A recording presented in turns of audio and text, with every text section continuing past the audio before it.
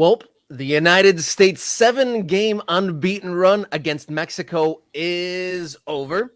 Public opposition to Club World Cup 2025 is expanding, and we really need to do everything we possibly can do to stop Messi from retiring. This and much more here on Wednesday's Morning Kickaround.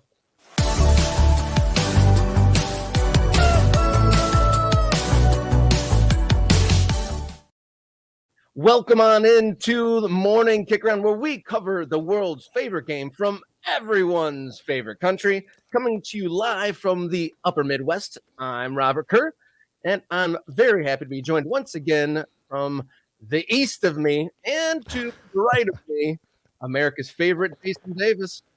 I'm America's favorite Jason Davis. That's great. There's a lot of us. Jason Davises. There's a lot of us running around. So I'm glad to be the America's favorite Jason Davis. Thank you, Robert, for that. Appreciate it. Of course. There is a plethora of soccer happening in the world. Not only United States men's national team, but it was a late game last night. Just a little peek behind the curtain, Jason. How did you take in this late night game from Guadalajara?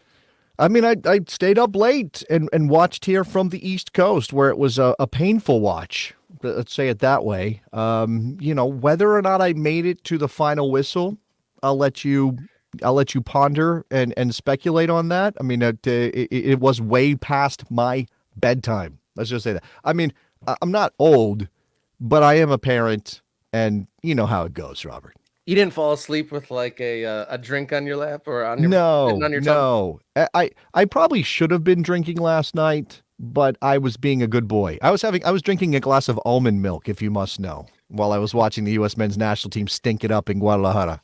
Did you have cozy slippers in front of a fire, maybe? No, I wish. Would have made it a better experience. No, none of that at all. Before we get into the nitty-gritty of the game, good news, we did hit our first subscriber goal. We hit 200 last night, so 200 YouTube subscribers. And if you haven't done so already, hit the subscribe button. We are Morning Kickaround on YouTube. If you want to reach out to the show, hit us up. Contact on X and Instagram, Kickaround. We post on there and keep up with the show. And if you want to send us a message, question, comment, concern, or partnership opportunity, morningkickaround at gmail.com. I like it when you say Gmail or Jamail or whatever it is you say, Robert. I appreciate that. That seems I don't know why, and maybe this is a bad judgment on my part. It feels like a very Midwestern thing to do, to call it that. That's just my sense. Well, a portion of this show is me getting my pronunciations of things called out, so right. I didn't want to get tisk too early on the Gmail pronunciation, but c'est la vie. Yeah, there's no win. You do it right, you do it wrong. It's a comment. But all that said, let's jump into today's headlines with our long balls for Wednesday.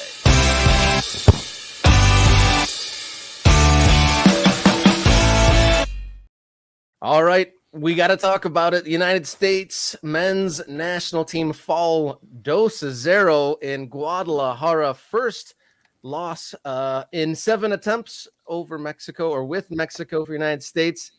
What did you make of that through those sleepy eyes, Mr. Davis? Well, look, expectations were not high going in. Am I wrong about that? I think we were all pretty muted in our ideas of what this could be. Nobody was. Go ahead, Robert. My conversations with friends, at least I was feeling a little upset about there being a friendly against our fiercest rival in a game where we knew that we wouldn't have our A team. So I had some trepidation that we'd lose the streak without our best players. Yes, I believe that was, that was the thought going in, that this was going to be a disappointing. I mean, I did not see any way in which the United States won this game. Let's just say it that way. Like, I didn't think that, based on the players that were missing, based on the fact that this was Mauricio Pochettino's second game in charge, based on the fact that it was in Mexico, where the United States has won one time in the entire history of men's soccer played in this part of the world, I just didn't see a win. Maybe it was slightly less. Maybe it was slightly more disappointing than maybe I thought it would even be. I mean, again, when your expectations are so low, I didn't. Okay, this is how I know that I had low expectations and I ultimately wasn't going to take anything away from the game, Robert. I didn't find myself yelling at the screen as much as I normally do. I mean, part of that was it was very late and there were children sleeping. And if you wake up a 3-year-old, that's your whole evening.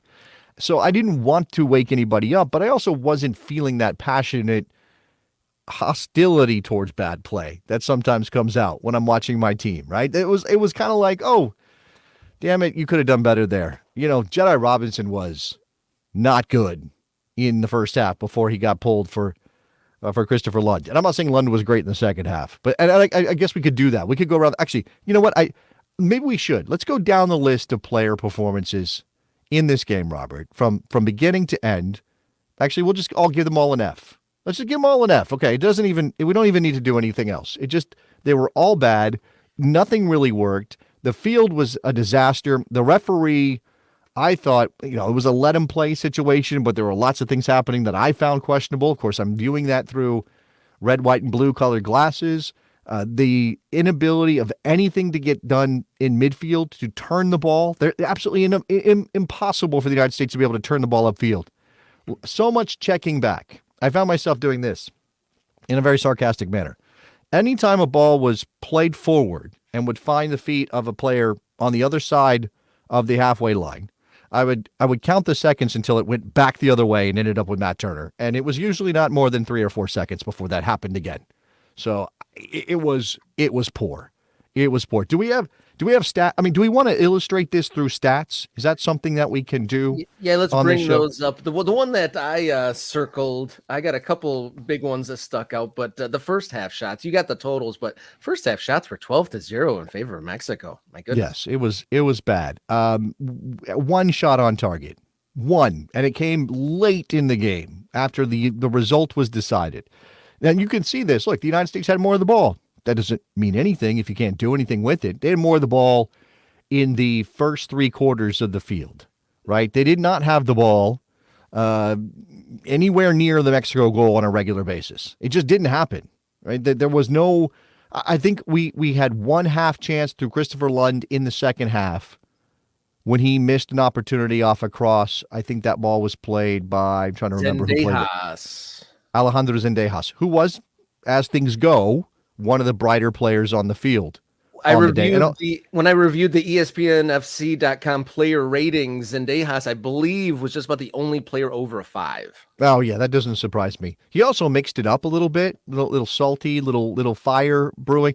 Once again, I will say this: while the unbeaten run against Mexico has come to an end, and the United States was piss poor, and we're going to show you what Mauricio Pochettino had to say about the result in a couple seconds, I will say that we kept up the streak of a Mexican player putting hands to the throat of an American and not getting really any punishment for it. That is a streak we have going against Mexico. It's like, what is going on?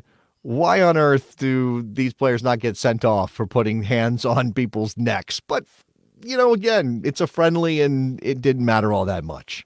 It was a game. It was actually kind of a throwback to viewing old USA versus Mexico games where USA was always going to be the underdog and on the back foot and getting not the benefit of the calls and the crowd on top of them. I mean, it was the first time they played outside of the country for a very long time in the United States. And it's like a throwback where they were just about hanging on, and the game really turned on its head. I thought it was somewhat even in those first 18 minutes or so. It did the first quarter hour. Yeah, it's interesting that you thought Robinson was not so good, and I thought he was one of the more positive people with the ball at his feet. I didn't have a lot of confidence in anyone else on the ball. Here's what I'll say: I don't think Robinson was good, but I don't think he was the worst player on the field. It's just that I have a high standard for him, right? I expect a lot out of Jedi Robinson, and I also don't think. I think. This is a rough thing a rough charge to level against anybody in this group because of what we just went through with the Berhalter era. But I definitely felt like there was a drop in energy and effort from guys like Robinson, right? And maybe you can't change the fact that it's a friendly. You can't change the fact that they just played a couple nights before and Jedi went 90 minutes against Panama. He wasn't. Go ahead. I was going to say that's a good point because we were kind of praising that this might be good when Pochettino sent that group of players back to their club. Like, oh, he's really respecting players' workloads and the fact that they have to go back to their club and for next week. But also at the same time, I think last night's selection kind of undermined that thought because he played, largely an unchanged squad, and those players that were still in the camp might have been overworked. It's also interesting to me now. Okay, so again, I have a high standard for Jedi Robinson. He didn't meet that. That's why I'm being harsh on him. I thought some players put in a lot of effort, but the quality isn't there, right? I have this. I want to root for Brendan Aronson thing as a fan, but Brendan Aronson wasn't good enough for the role he was meant to play last night. He is not capable of getting himself out of trouble. Now, there was a lot of playing into cul-de-sacs last night for the U.S. men's national team. There just was no some of that is, I think, the way the team was set up. There was two deep-lying midfielders. There was nobody ahead of them to really play into in the middle of the field. Then it allowed Mexico to pinch the Americans wide. Brendan tried to drift into those areas. I mean, obviously, there's pressure up the field. The pitch is sloppy. You're worried about making mistakes. I still have a heart attack anytime Matt Turner tries to play the ball out of the back. I mean, so many things in that mix.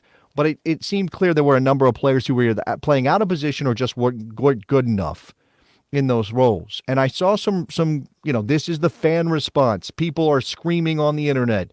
Those guys should never wear the U.S. men's national team shirt ever again. Certain players in this group. Now, look, I know we're missing a bunch of guys, and we're going to talk about depth later in the show, but you can't. The problem is that because it's not a super deep pool, because there aren't other if there were better options, Pochettino would have called them up. But I also think he's on a learning curve. And I think a lot of us could have told you, Aronson's not going to work there. Tillman's not going to work there. Now, maybe there weren't any other options. He could have started Zendejas from the beginning. I'm not sure why he didn't do that. That would have been an option. I know he came in as a replacement player, but still, he could have played Zendejas, who's much more comfortable in those areas than Malik Tillman is.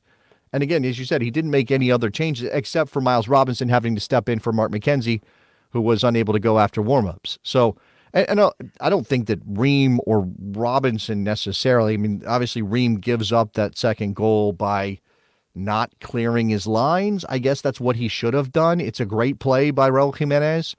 The free kick, I have questions about the foul that leads up to the free kick in the first place, but it's a great free kick. I don't know how you do anything about that. So if you're talking about the goals that were scored and how Mexico did it, because they were the better team on the day, those players don't get black marks against them forever and until the end of time. But up the field, when the United States was trying to create attacks, there was absolutely nothing there. It goes into the fact that the lateness of the game. I had considerable notes for the first half and about one or two for the second. But amongst the notes is a note to your point about Aronson. In the 16th minute, had a great turn, got by a guy, and then just like blasted a pass nowhere near. I remember that its pass. Intended target. And I know I was like, that's not a good look at all. And well, I definitely think almost every American player on the field, and why it didn't matter as much for the Mexicans, you can figure that out yourself. But every American player had trouble with the field. They just did not know the speed of the green was not something they could figure out. And that includes Turner, who again was extra troublesome with the ball because of that fact. So these guys were shorting passes, they were overhitting passes. They just never got a sense of how that field was going to play. And it was a factor. It doesn't excuse anything. And it's not the reason they lost the game, but it's one of many things you could throw on the pile. Looking at kind of the Mexican side, I thought that the beginning of the game, the crowd was not a raucous Mexican crowd. There was definitely seats available. It didn't seem like there was like a nervous kind of yeah, I'm definitely sure was weird. They were kind of waiting to it seemed like they were looking for a chance to start kind of like getting on top of the players and the coaches and start booing. And then as soon as Raul Jimenez scores that goal, the switch flipped and it went to that old school U.S. has their backs against the wall against a partisan Mexican crowd. But I was really astonished about the tepid response that the Mexican team got. And I'm not sure, another notable on the Mexican side, Andres Guardado had his curtain call. He played the first 18 minutes, and coincidentally or not, moments after that is when Jimenez, and that's actually, that's a player that I'd like to tip my hat to, because he was on fire last night. He was probably the most entertaining player on the field, and it's good to see him in form, because he really hasn't been an eye-catching player since that brutal head injury a few years ago. The head injury. Yeah, and like I'm a Fulham fan, and he certainly has turned it on for Fulham recently as well. It does seem like he's gotten past the head injury, and it just on a human level, I'm glad to see that Raul Jimenez. Yeah. Feeling good enough to play soccer at the level we know he's capable of. He's 33 years old. Whether he will be the point of the spear for Mexico in the World Cup in 2026 remains to be seen, but he did have a great night last night. Of course, look, I don't like Andres Guardado as an American soccer fan. I don't love the dude. 5 World Cups. No. He gets respect, right? They've had some icons. They've had some guys. It's that begrudging thing, whether or not you want to use the word hate in the rivalry, I'll let you decide that. I know some people don't like that word, especially in our modern American context, but on the field, I did not. I hated Rafa Marquez. I hated Andres Guardado. I hated Memo Ochoa. Those guys stood out, but they're all legends for what they've done for their national teams. And when you get to see a player who is so important to Mexico for so long get a curtain call, get a chance to kiss the badge, recognize the crowd and all of that, then absolutely that's a very good moment. That's a very good moment. How did Pochettino respond to this, Robert? Can we maybe pull that up and see if we can get those quotes on the screen? All right, so this is one of the things Pochettino said in the postgame. We wanted to win. I think we need to be positive about this type of game. We need to play more games like this to improve the knowledge that we have. Give us time. Let us evaluate all the players, have them, know them, and from there I will give you a better opinion about what is much more fundamental than what I see. Okay, this is the important one, right? He's preaching patience. It's the only proper response in this situation, Robert. It's his second game. He's had, 4 training sessions? I know they were the longest anybody's ever seen with the national team, but he's only had a couple of training sessions with this group. So I get that he needs time. And as I said, I think for close watchers of the national team, it was a little bit frustrating that it seemed as though we had a better sense of where these guys were going to work than he did. And but he's trying stuff. Why wouldn't we give him some leeway to try stuff? We'll see how long that lasts. And without competitive matches on the horizon, like meaningful games, the Gold Cup next year, sure, but other than that... Hey, don't be slighting November's window when we return to all this for the Nations League. Oh, I forgot about the Nations League. We got Jamaica. Because of the loss, we get Jamaica in the Nations League. So we'll see how that goes. Maybe, and he will be judged on that. He will, and hopefully players are healthy, players are available. I don't think you would have sent Christian Pulisic home if you're playing a meaningful Nations League match. Of course you're not going to do that. So, this is not the way to judge Mauricio Pochettino, but I do think he's getting a really interesting education in what international football is like, because not everybody's got real depth, and when you get below your first group, it gets real dicey down there. And we'll talk about more on the United States men's national team depth a little bit later in the show. One last note before we move on to the next long ball. Raul Jimenez's free kick in the first half last night was the first direct free kick goal in this fixture since 1996. Right. An interesting note there.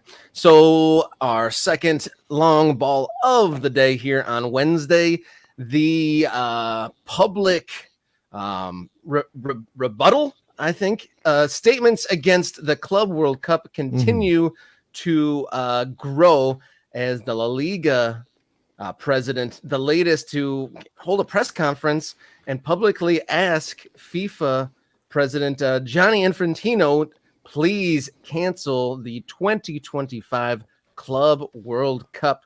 And this comes after other big names and leaders in world and European football, including the the FA in England, and Uli Hoeneß in Germany saying enough is enough with overscheduling. Yeah. The quote from Javier Tebas, who is the president of La Liga. Mr. President, addressing Infantino, you know you have not sold the broadcast rights for the Club World Cup. You know you have not sold any sponsorship rights. Scrap the Club World Cup. It is not needed by the players, the clubs, or FIFA. If you use FIFA's own money to pay for it, you are taking money away from the national associations. Please scrap it. I mean, this is a direct and personal rejection of Gianni Infantino's pet project. Right. And you can't be FIFA president. We went through so many years suffering because of the previous FIFA president, Sepp Blatter. Or, we watched him buffoon his way around the world, basically milking soccer dry for the benefit of himself and the people who ran the national associations. I feel foolish. Today, I feel like I ruined soccer. And I mean, he talked about what, soccer on the moon? That was one of Sepp's things. Got to play soccer. We're going to play soccer on the moon. That'd be awesome. First, the continent of Africa, next the moon.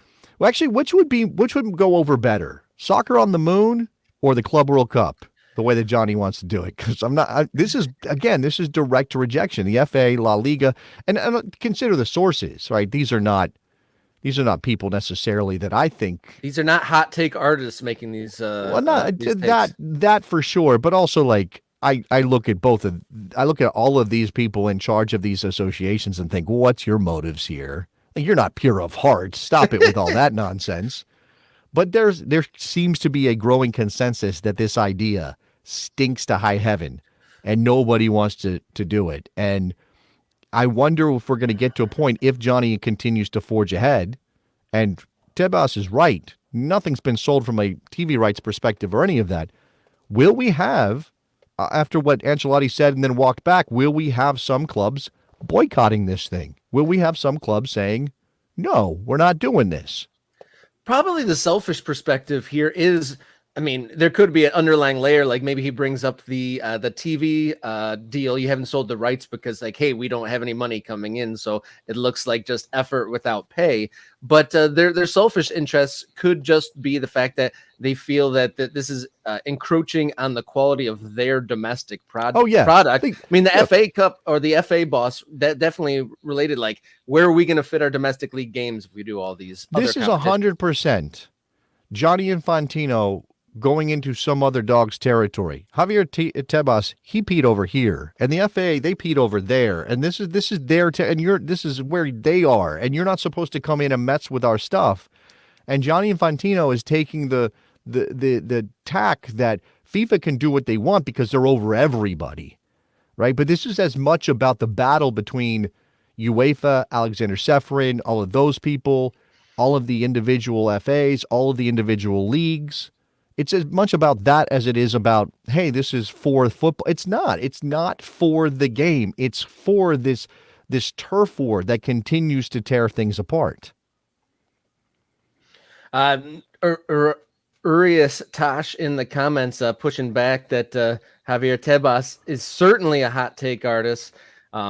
Apparently, he may have said some incendiary things in the past, but I meant the hot take artist as far as it's not someone just trying to get some attention on the internet. I mean, it may be from an official standpoint. He is trying to incur some change. Obviously, he's not doing it for naught, right, Jason? Yeah, I mean, look, there's so many competing things at play here. And, I go back to the Super League and that whole debacle, which we're not done with.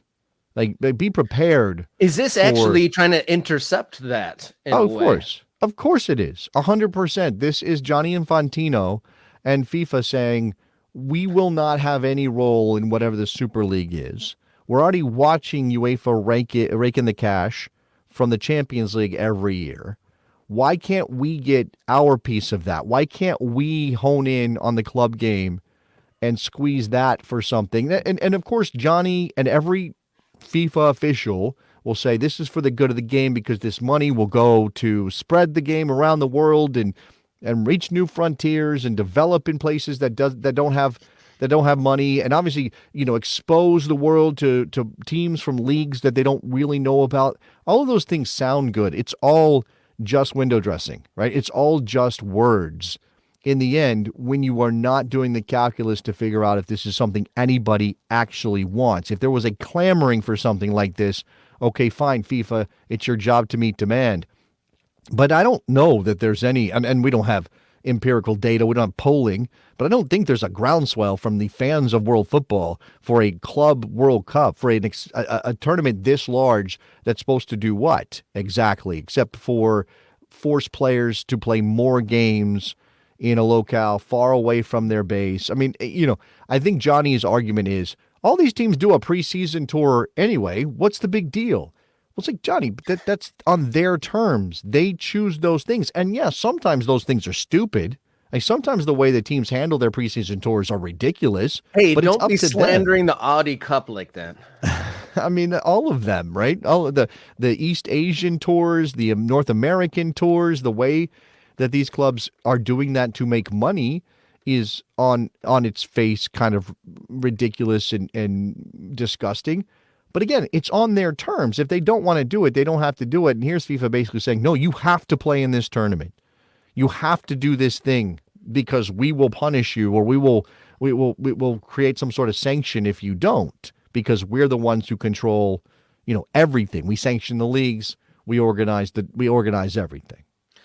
Before we move on here, we're sitting in middle October. The license hasn't been sold. Leaders of national football associations are speaking out on it. What's the feeling in your waters? Does this go ahead, or does FIFA kind of sweeten the pot and they kind of forget about all their arguments here? It's really hard to ever imagine something like this being planned, being organized, web pages going up at FIFA, and things like that. It's hard to imagine it not happening after that.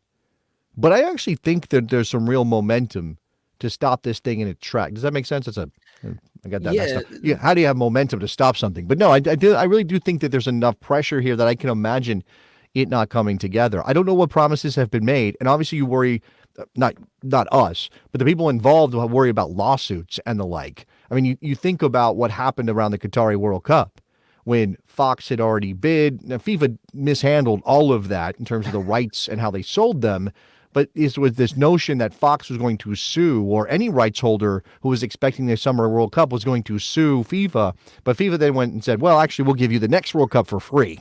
We'll throw that one in so that you don't sue us for the Winter World Cup. FIFA may have to make some promises like that if they don't want to be sued. And right now, I don't know if they have anything to offer these clubs in these leagues. So it's possible. I think there's probably a 50-50 shot right now that it gets canceled. We shall see. Long ball number 3 here for Wednesday morning. Lionel Messi continues his magic in Argentina. 3 goals and 2 assists in the 6-0 Argentine blowout of Bolivia.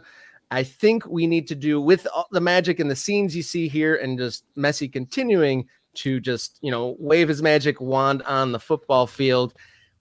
What can we do to keep him from ever retiring, Jason? Well, that's not what I'm concerned about. He's going to have to retire. He's getting older. I don't want that man to be playing until he's 50. That's ridiculous. There's only that one Japanese guy who gets to do that. I will say, look, I love Lionel Messi. I love watching him play. I enjoy watching him score goals. Let's just put this in context. They beat Bolivia, who's not a good soccer team, despite what happened against Colombia in La Paz, where it was, what is that? What's the altitude in La Paz? 15,000 feet? 17,000, something crazy. 17,000. There's no air. There's literally no oxygen available in La Paz. And when Bolivia beat Colombia, they used that to their advantage. Argentina was at home. They're playing the 83rd ranked team in the world, the worst team in CONMEBOL, without real question. Lionel Messi scoring a hat trick against Bolivia in this game is not something that I'm like, oh my gosh, I'm so astounded by his continued brilliance. He's still a good soccer player, even at this age. We see it in Major League Soccer, and you put him up against pretty weak opposition, surrounded by world-class players like Lautaro Martinez and Julian Alvarez, who both scored. And, oh, look, did Thiago Almada get on the score? Tells you everything you need to know, Robert. Thiago Almada scored in that game for Argentina.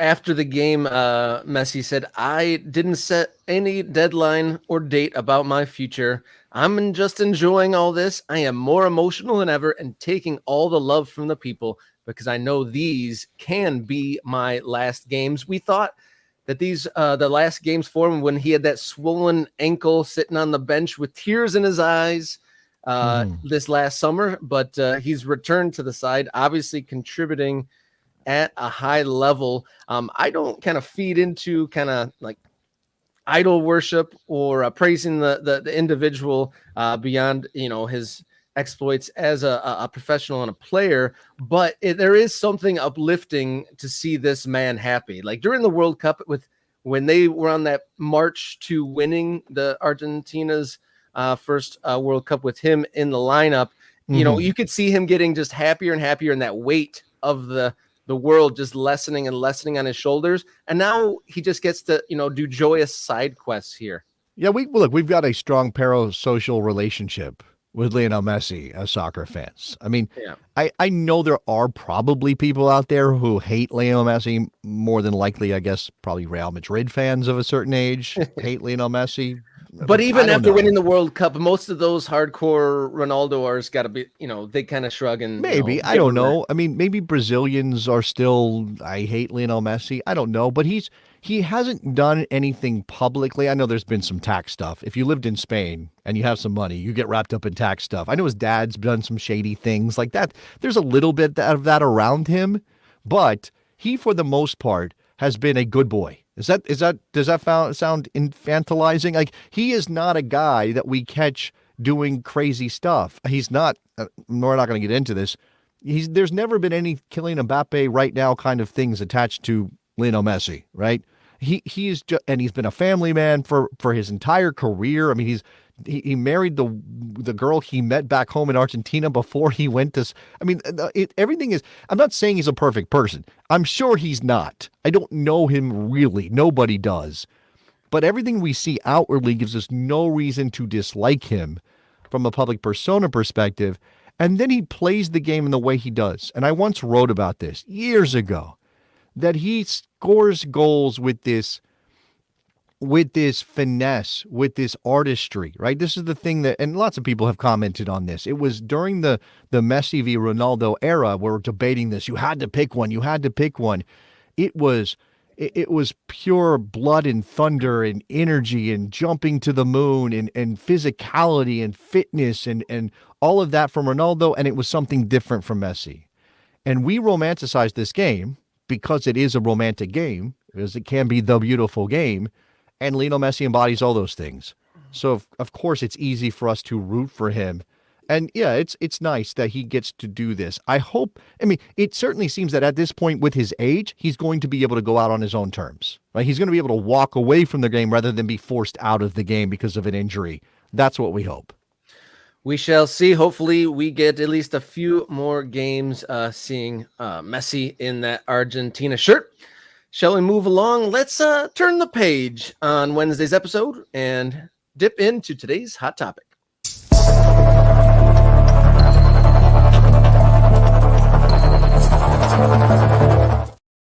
Hot topic here for Wednesday, October 16th. The morning after United States men's national team lose to Mexico 2-0 in a friendly. There was a lot of departures, already plenty of injuries in the starting lineup of the most healthy side. So American depth was tested, and you'd say the test was failed. It was indeed failed. This is one thing I don't like. I don't like having to debate with our fellow fans on the internet, or even Mexico fans for that matter, who might want to puff up the Mexican win. And of course, 2-0 is a little bit extra painful for us. The Mexican fans want to puff up this victory. Of course, they want to make it seem like they did something big here. So they'll say things like, oh, this is only an A- team or something like that. I don't like having to try to figure out where on the grade scale this group of U.S. men's national team players is. It bothers me because, again, it speaks directly to a supreme lack of depth for the American side that was in evidence last night. Now, I think if Mexico was better, and I don't think they're good, it would have been even uglier. The United States, again, did almost nothing on the attacking end of the field, but that is exactly the point, right? If I'm looking at the lineup last night, so Matt Turner in goal, you could still argue he's the number one. Okay, fine. Played relatively well against Panama. Definitely thought there were some issues with his distribution last night. Otherwise, not sure he made any mistakes. Both of the shots that went in then beat him were shots he wasn't going to save. I think there was maybe a deflection off of Tim Ream's head slightly on the Jimenez free kick. Jedi Robinson played a half. He's a starter. Tim Ream, again, played both games. We have no reason to think he's not a starter right now. If we're just talking about that, fine. Miles Robinson, I don't know. Chris Richards isn't there. Is he a starter for you? I'll let you decide that. But certainly there's an argument that he's not the best you have to offer that position. Joe Scally started on the right side. Serginho Dest would play there if he was healthy. I don't care about the issues as a defender or whatever else you want to go into. He would start there. That midfield of Musa, Busio, Morris, that's not the midfield in any way, shape, or form in a competitive match for the U.S. men's national team when people are healthy. Weston, Tyler, we can obviously go down the list. Musa would maybe be in there, but there are certainly other options. Gio Reyna playing in midfield. Okay, but maybe Gio Reyna plays where Malik Tillman did, or Brendan Aronson did. Aronson, Tillman, Sargent. Okay, sure. I'm not so thrilled about Balogun's form with the national team to think that he is untouchable as the starter, but he's certainly a very talented player who was not available and would have likely played in this game, perhaps from the start. So we're talking about, 2 or 3 starters at most in this game?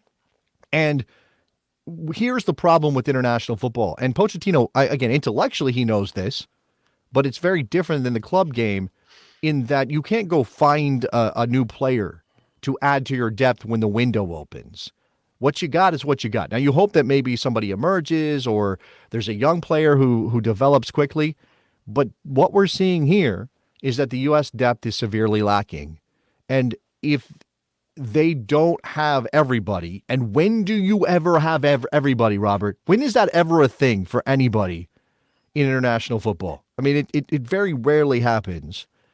Without everybody available, without the Pulisics and the Reynas and the Dests and whoever else, they're going to suffer. Even against a pretty poor Mexican team historically. Yeah, when do you ever have all of your players healthy at the same time? It's, threading a needle. And that's why there needs to be, upwards of 20 or 30, legit top players so that, when, injuries that happen, you'll have somebody that's there to step up. And we can, to evaluate the depth, I thought the only person I thought I wanted to see in the starting lineup that wasn't. I thought that was a missed note by Pochettino. I think Zendejas, he hadn't seen much playing time. He had a little bit of skin in the game playing in Mexico. His heritage of being Mexican and choosing the United States. He was getting booed when he did see the field. I thought that he could have added a little bit more pressure and intensity to that game, and he wasn't utilized. And he did well when he came on. I'm glad for him. He hasn't done much in the United States uniform so far since declaring or switching to play for the United States, represent the United States. But if we're going to evaluate the depth of units of, goalkeeper, D, midfield, and forward, let's be honest. So, the depth at goalkeeper, what would you rate that? Mediocre at best. We have some players at some decent clubs not playing. Defense, the only one with, a big catalog, a career history is Tim Ream, and his days are, Well, look, Jedi Robinson is maybe the most consistent best player we have outside of Pulisic in the national team right now. I think you could make that argument. I got no issue with left back. Again, it's depth, right? You're saying that behind the guys that we have behind our first choice guys, right? If you talk about the group, right? Okay, what's our center back group look like? Yeah, that's your point. We can't even pick out who would you pick out as the starting center back duo. No, we have this is what you said, the word mediocre, and it might even be kind in some of these positional groups, because we have in most cases, maybe not center back, but most cases we have at least one guy that you go, hey, that's a pretty decent player. And when he's on the field, we get something good out of him, especially in this part of the world. Against a Mexico in CONCACAF competition, you got Nations League next month with Jamaica, 2 games. That I think is okay for the most part. I mean, I'm not saying that they play together in a way that I'm always enthused about. That's different. That's why Berhalter's not there anymore and why Pochettino is now in charge. But if you're just talking about the quality of the players that are available, yeah, it's like it is very, very shallow, the depth of this team. And I don't know how you fix it before 2026. Time. And in times of the past, that was one of the things I credited the Mexican talent pool with. Even when their stars weren't there, they always had almost a plethora of those replacement level players. They weren't necessarily game breakers, but there always seemed to be players at the international level to be called up. So if we're continuing on evaluating the groupings in the United States talent pool, to your point, in the midfield, yeah, there's the standouts, the McKinneys and the Adams. They're not always available. So who is that, national stage replacement level player? It's a lot of guys that there are some guys who are pretty decent in their club situations who, for whatever reason, it doesn't show up, or they're just not a perfect fit. I don't think Busio was bad last night or over the 2 games. Was he in the right place? Do I think it maybe, but do I think he's a player that I'm going to be enthusiastic about going into big games for the national team, particularly when we get to the World Cup in 26? No, I thought he was a little bit more physical last night than I remember him in a national team shirt, which is a positive, but he's not on a McKennie level. And he's not on an Adams level if we're talking about a defensive midfielder. And even then, Adams is a player who has a lot of deficiencies in terms of playing the ball forward. So we could talk about that. I mean, Luca De La Torre, not in this team. Was that because of injury or because he's not playing at Celta Vigo? So much of this is like imperfect situations with those things as well. Ricardo Pepi, somebody asked in the chat, why does Josh Sargent get called up? He hasn't scored for the national team since 2019. That's a long time. He gets called up because there aren't better options. That's why he gets called up. I mean, you could argue, okay, Brendan Vasquez came on last Haji night. Wright has definitely scored more recently than Sargent. No, he has scored more recently for the national team than Sargent, but is he a guy that you want to play in that position with whatever Pochettino wants to do? I think it's pretty clear that over these 2 games, Pochettino picked a center forward who can hopefully give you that long option with his back to goal. They tried to do that several times last night with Sargent. Maybe it didn't always come off, but especially if there's going to be a high line of confrontation, you want to be able to do that. I mean, you have to have options. I think, on paper, this is the problem. On paper, a player like Sargent is attractive because he seems to have a lot of tools to bring to the table, but then they don't manifest in the game and you have this disconnect. And that seemed to be a lot of guys. Johnny Cardoso was a good example of that, right? If you're talking about midfield depth, and obviously he got sent home because of injury, but if you're talking about midfield depth, Johnny Cardoso feels like midfield depth, but every time I see him on the field, I'm unimpressed by what he does for the U.S. men's national team. Malik Tillman is a good player in Holland. He scores goals. He creates opportunities. He is confident when he plays for PSV Eindhoven. When he steps into a national team situation, he doesn't look anything like that player. And am I going to stand here and say you can't call up Malik Tillman anymore because he never delivers on the national team level? No, I'm not going to say that because I don't know where you go from there. Like, where do you go? As somebody clamoring for Georgi Mihalovic to come back into this team? Do you think he's a better option than Malik Tillman when he couldn't hack it in the league where Malik Tillman is now thriving? These are tough questions. This is why international football is so difficult. And for this team in this moment, it's difficult because we have some players who get you excited, but then you look past those players and you don't see a lot. And even when a player is attached to a good team in Europe or a good league or thriving in a situation even, it doesn't translate. So depth, definitely a question.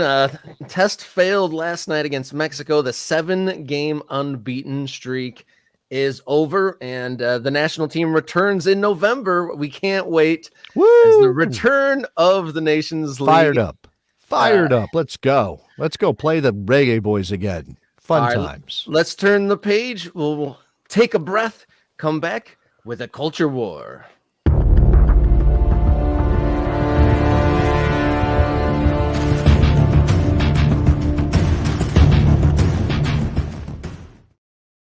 So, Culture War here on Wednesday, October 16th, middle of October. We're looking at Manchester United. Jim Radcliffe, the boss man at Man United, has laid off around 250 Manchester United employees. And the next is the biggest name of them all. Alex Fergie is cut off in his role as club ambassador, and the football world took it pretty calmly. Yeah, sure. Well, Manchester United people took it not so calmly. And this Alex is Ferguson. Another point of the Man United ex-players like fill a lot of the commentary class over there. So any Man United news, it's like Liverpool. They were in the 90s they were punished by having all the Liverpool legends in the talking head seats. Now Man United get to have all the voices and all the drama played out on all the big shows. Yeah, sure. I mean, I guess that's it comes with the territory when you've had a lot of success historically and things are not good. Every move you make is going to be scrutinized by the people that succeeded or helped you get to where you were as a club at one point. I know we have a couple of tweets or X posts that we're going Excretions. to. Yeah, I want to get to that. That's Rio Ferdinand. But before I mention Rio Ferdinand and talk about that one a little bit, Eric Cantona also had something to say about the decision to cancel the contract of Sir Alex Ferguson. He said, Sir Alex Ferguson should be able to do anything he wants at the club until the day he dies. Such a lack of respect. Sir Alex Ferguson will be my boss forever. And that is, okay, first of all, let's just properly frame this.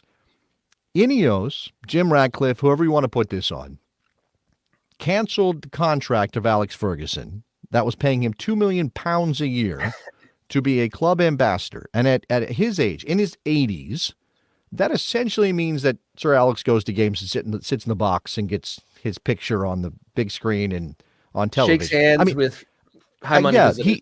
Yeah. People come by, they want to visit Old Trafford, and they definitely want to see Sir Alex. I don't have any problem with him having a contract that pays him a good amount of money. He's absolutely the heart and soul of Manchester United.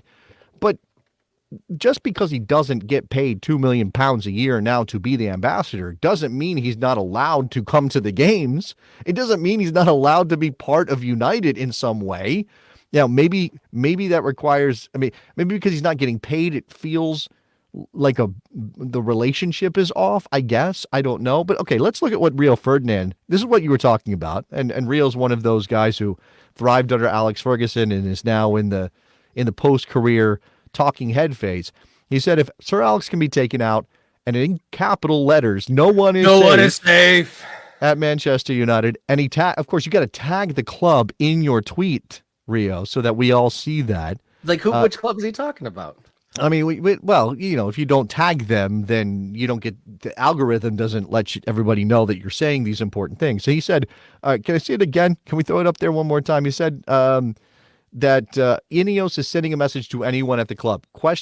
Exclamation point, ? This is as much about trying to foster the debate and get people fired up and engaging with Rio Ferdinand as it might be Rio Ferdinand's real opinion. Okay, let's just say that. And then we also saw this other post. This is one that kind of responds to what Rio said. Kelly Wells, quote tweeting, they terminated his contract, Rio. They didn't take him into the car park and shoot him in the face. I love that response. That's hilarious. Well, so here's the thing. Should there be sacred cows at a place like United when they are clearly in a massive transitional phase, Robert? And does having sacred cows require you paying those sacred cows £2 million a year when even at United, which generates billions of dollars of revenue, they have to watch things because of what happened in the previous regimes, how they spent their money on players like Martial and Anthony. They are dealing with the repercussions. If they want to get better, you have to make tough choices. And again, I don't think we should portray this as they put Alex Ferguson out to pasture. He's just not getting paid anymore. That's it. He's not getting paid to come to the games anymore. That's all this is. His unbelievable retirement package has now been cut off, is probably the better way to look at it. And can I say for the record, of the talking heads over in the UK, Rio Ferdinand is probably my least favorite. And anytime someone comes back with a kind of a witty reply to any foolishness he says, I definitely puts a smile on my face. And on the opposite side, from someone um, who is not a United supporter by any means. Did these people that were excited about the change? Everyone was excited about the Glazers not having football decisions there, and there was a lot of parading around when Jim Radcliffe and his company kind of took over those reins. Did they not look into the history of what Jim Radcliffe does? Right. You know what they saw? He is a cost-cutting guy. They saw Manchester United fan Jim Radcliffe is going to take over our club. They didn't see Jim Radcliffe, cutthroat businessman, is taking over our club. True. Right? That's not what they saw. They only saw what they wanted to see. And now here we are watching things unfold. And by the way, it's 100% possible. And I have not read the reporting on this, and maybe this is out there. And you would think Rio has a way to get in touch with Sir Alex. I mean, I don't know if Sir Alex is dropping emojis in his text threads. I don't know how Sir Alex gets down modern technology-wise. But I'm sure Rio could reach out and have a conversation with Sir Alex, right? Going back to my point as to whether or not this is just about engagement or Rio's real opinion about this. It's very possible that Sir Alex was presented, hey, we kind of need to cut some money around here. There's some things we want to do. Is it okay if we cancel your contract? Like, not, obviously, who doesn't want £2 million a year to be an ambassador, which is a pretty easy gig. But I'm sure Alex, who loves the club and wants the best for the club, isn't going to be like, no, I need my £2 million. Right? I have to have, I'm putting in another wine cellar. I need those £2 million. Like, I don't think Sir Alex Ferguson's an unreasonable person who's going to be upset about this. We're leaving his voice out of all of these things. When we talk about it, it's just another example of getting fired up over decisions that I think are justifiable, even if they feel emotionally wrong. And that's what I mean by sacred cows. That's what I mean by is dropping Sir Alex Ferguson as an ambassador. Is that desecrating the soul of the club in a way that you can't come back from? Because I could argue they've already made those choices way back before all of this went down, after Sir Alex left the club in the first place as manager. I gotta say, I got a couple points here. I'm surprised to hear you use the sir naming. You being an American, the sir, that's a UK thing. I know. We don't have monarchy or royals. I know. I am not a subject of the king, but it is. I understand. It's also like it's a respect thing. I told you, Robert, I was raised in a military family, so it kind of sir comes with it very easy to me. Everybody's sir, even if you're not knighted by the king or whatever. So you'd salute. So you'd salute the British Navy commander then? No, because I'm not military myself, and that would be inappropriate. I'm not going to salute somebody as a civilian, but I will respect them. Yeah, absolutely. I don't know what lieutenant is. I don't know what that is, but I know they served in the military, so I respect it. So getting back to the topic at hand, could this cancellation of this role for Sir Alex Ferguson, could this have just been presented in a different way and not cause drama? Could they have just said, he's now a deluxe ambassador and we're relieving him of his, duties here, and they just so happen to not have money attached or a lesser sum attached to whatever new title they give him, or Absolutely. honor him to some way, like, we're creating the Alex Ferguson legacy, something or other, and to see him off. And there could have been a different way to spin all this rather than, sorry, Alex, you're done on the payroll, Yeah, I don't know about that part, right? This news kind of came to me through the usual social media channels. And in fact, I think maybe my first interaction with it was the Eric Cantona statement that he put on his Instagram, right? Which was obviously volatile and reactive because that's who Eric Cantona is. Why would we expect anything else? I didn't see if there was a press release. I didn't see if there was any quotes from Sir Alex about this. Hey, I'm happy to be involved with the club, but I understand that maybe it's time for me to move on from my paid ambassador role. I'm happy to be at Old Trafford whenever possible. Those things. And there's one of the stands at Old Trafford is named for Alex Ferguson at this point. They're going to be building a new facility in the very near future. I imagine his name will be all over everything. That I don't think there's any issue with the club honoring Alex, in part because it serves their purposes from a public relations perspective to honor Sir Alex and what he did while he was managing Manchester United. But 100%, this is an example of how you could control the message better, and you could have found a way to have him involved, or maybe if he's not at that point in his life, maybe just a little bit of elderly infirmity makes it uncomfortable to do that. I'm sure they could have gotten a better message out there and softened this a bit without it seeming like a cold-hearted corporate cut that, again, is slashing down the best employee that the club has ever had. One more kind of take or question for you on this subject. Everyone's up in arms about this now, but clearly things have not gone exactly to Man U's standard in the last 10 years or so while Ferguson has been in this sort of role. Is this a change, maybe a turning of a new page into a new era of success, breaking from the past and moving forward, or is it a new low for this cost-cutting team? But look, I don't think that the money part of this, I think that misses the point. Right. What matters for the legacy of Alex Ferguson at United and how it impacts the future of the club is about actions around, making him a centerpiece, a figure of the team. Certainly how the fans hold him in their heart. That can't be affected by anything involving payments to him for his ambassador role. You don't have to be paid to be important at a club. That's not how it works. I think if this was, hey, we're done with Sir Alex Ferguson as a figure and he will no longer be at Old Trafford and all these things. I saw Paul Gascoigne was just complaining about how he had to pay for tickets at the Spurs stadium. It's like, after everything I did for Tottenham, they make me pay £400 for tickets. I'm going to be a Rangers fan if they play Spurs now, because he also played for Rangers. But that's a different kind of relationship that Gaza had with the clubs he played for than what Alex Ferguson has at United. And again, I don't think it's ever going to be, hey, you're not allowed here, or we're striking your name off of things. Like, that's when that's cutting ties with the past, right? When clubs rebrand, change names, which is not a thing that happens very often in Europe, it certainly happens here. I always worry about that. Like, you're dumping your history in the past. You're saying it doesn't matter because we're cutting off. We're drawing a strong line between now and then, and we're acting like then was lesser. I worried about this with Sporting Kansas City more than a decade ago. It kind of worked out for them. I can be wrong about this stuff, but I do think that's when you should worry, not if it's, hey, there's our contract involved.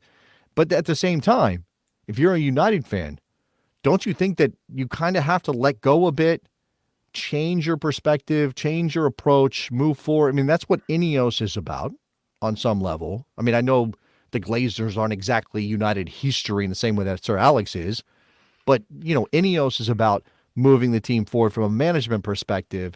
There's so many things that have gone wrong at United relative to their history. And part of that's the modern game. Like, the modern game has changed so much. You just can't do it the same way you used to do it. Now that we're reaching the end of our time here on the morning kick around for Wednesday, but there really has been just a plethora of news stories we didn't even get into. Thomas Tuchel is set to be hired by England. Nigeria had to forfeit their game because they were maybe kidnapped in Libya. Stranded in Libya. Stranded, yeah. And Spain rout Serbia, and Brazil did the same against Peru. So it was the international break, but no shortage of stories. And I'm looking forward to Friday's show already. So we get to look forward to both the conclusion of the MLS regular season and the return of Premier League fixtures. If you want to get a hold of the show, we are on social media, Kickaround on X and Instagram. And then am I doing an M? I don't know how. Okay, let's move forward. Go ahead. It could have been a broken heart. I'm trying stuff over here. I'm trying stuff. People are gonna think I'm throwing up gang signs. That's not what I'm doing. It's an M. Go ahead. And then you can write us a message via email, morningkickaround@gmail.com. We just hit 200 subscribers at YouTube. Tell your family, tell your friends, tell your enemies. Morning Kickaround, Monday, Wednesday, Friday on the YouTube. All you Best Soccer Show people, all you people watching on the Best Soccer Show channel, because we've been simulcasting as we get off the ground here, please go over to the Morning Kickaround page and subscribe right there. We have lots of things in the plans. We're adding people who are helping out on the show now, so lots of things moving in the right direction here on Morning Kickaround, and I'm excited for the future. So thank you. As America's favorite Jason Davis, I say thank you. Yeah, thank you to Jenny for joining us on the production side. Thank you all for tuning in. And we will see you Friday morning for another episode of Morning Kickaround.